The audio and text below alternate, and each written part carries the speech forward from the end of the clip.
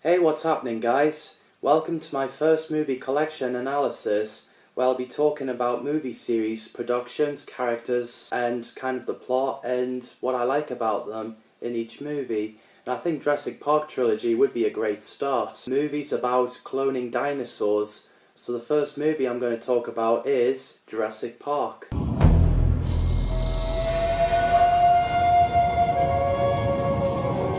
So this movie is about an old man, John Hammond, who creates a theme park with cloning dinosaurs using DNA of mosquitoes.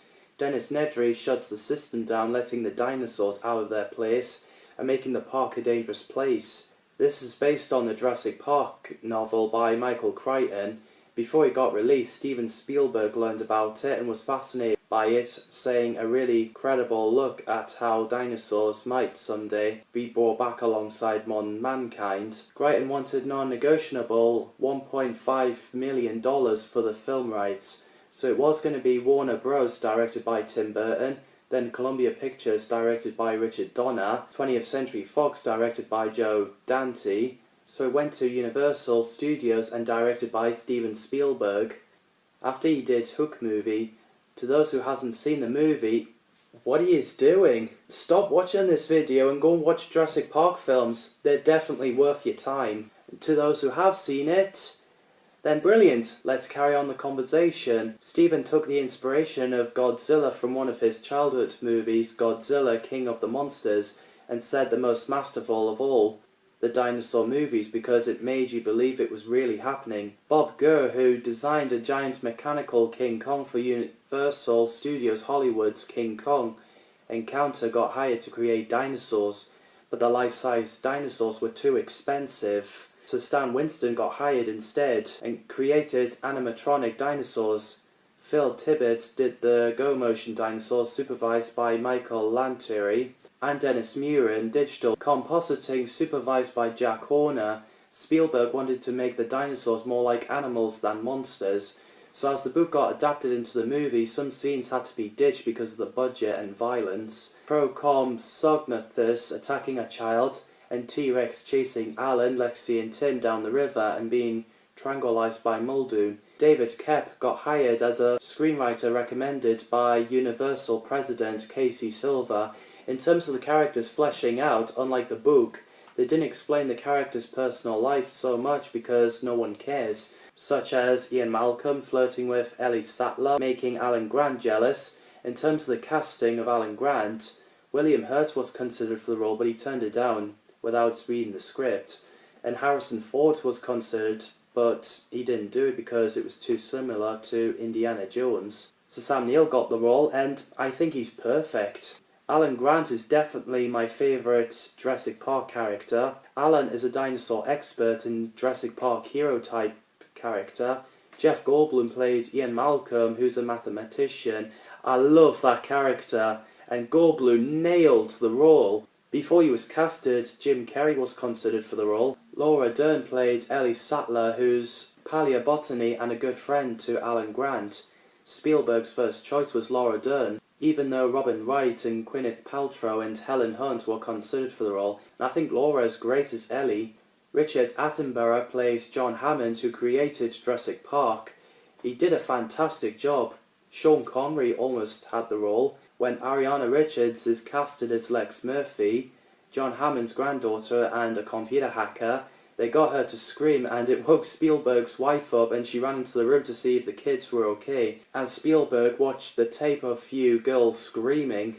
Joseph Mazzello played Tim Murphy, John Hammond's grandson and Lexi's younger brother. The acting from the two kids were fantastic. I definitely buy that they're really scared. We gotta love Samuel L. Jackson as Arnold, the chief engineer. Bob Peck is a badass as Robert Muldoon, who's a game warden and known to use a line as clever girl before getting eaten by a dinosaur. Martin Ferrero played Donald Gennaro, who's a lawyer to inspect Jurassic Park and later got eaten by T-Rex while sitting on the toilet after he left the kids in the car. B.D. Wong plays Dr. Henry Wu, who's the geneticist and recreated dinosaurs, absolute legend. Wayne Knight played Dennis Nedry, who's the architect, and got a deal from Dodgson to get frozen dinosaur embryos so he can get $1.5 million as he's having problems with his wages. But of course he's killed by a Dilophosaurus.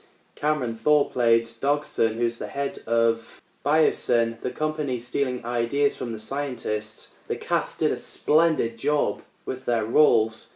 There's a great opening scene, it's pretty scary, and I love the shooter line, it's fantastic. Shooter! Shooter! The bit where Alan Grant, Ellie Sattler, and the people examining the bones and looking the computer about the history of dinosaurs are pretty interesting.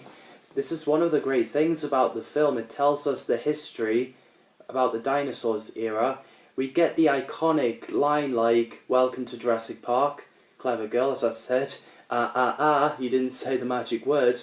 Watch your butt, access me security. I always thought it was a miracle that Lexi and Tim ran to their granddad, John Hammond, as he got hugs and fell backwards onto the steps, and that he didn't break his hips. Kids!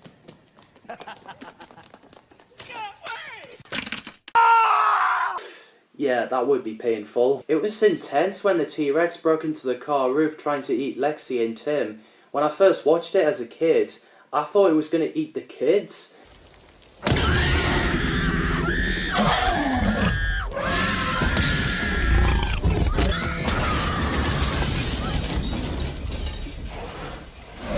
And there's great moments where Alan, Tim and Lexi sleeping in the tree watching Brachiosaurus. The arm fell into Ellie's shoulder was pretty gross. This movie felt like a horror movie, such as that scene and when Lexi and Tim were on stealth mode from two velociraptors. The ending is fantastic. Jurassic Park was filmed mostly in Kauai and Hawaiian Islands, and it's considered beautiful despite the hurricane incident. Some of the effects of the dinosaur were used by Pixar's Renderman and Soft Image 3D, and Spielberg wanted this to be the first film with digital sounds, which I think it's impressive.